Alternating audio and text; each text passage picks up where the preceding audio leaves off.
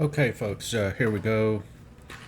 We're going to install a 12.9-inch screen in the truck, in the dashboard, replace the factory stereo and climate controls and all of that.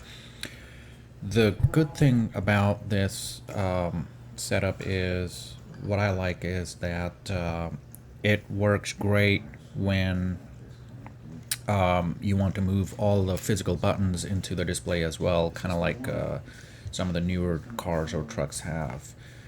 So here what I'm doing is putting in the control board for the climate control to the new system. You kind of have to take it out of the old system and plug in the control board into the new system. And that's so basically the same control board that came with the factory truck is what's controlling the climate. The only thing we're changing are the physical switches, and they're becoming soft switches now inside the display.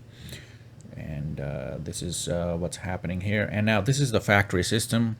This is one we're going to replace. You can see there's a bunch of stuff there. We took it out, and we're going to swap out that entire thing with a new panel.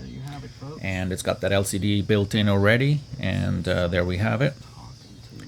So we'll just going to put that in there, and then once it's in, you'll see the end product. Now of course I've cut out like maybe an hour, a couple hours worth of work that ended up going on. You know, you have to put these little strips in place that the new unit plugs into. You have to take the clips out of the old system, put them in the new system, use the same clips. But as you can see, it cleans up everything in the dash.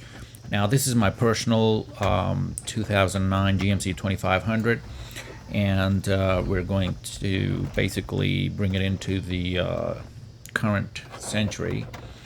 So it's looking pretty good, and I'll show you the finished product here in a little bit. Almost done plugging it in. And it works well with CarPlay. It works well with the hotspot from the phone. You can use Waze. You can use all the Android apps in there. And there it is. Looks pretty good.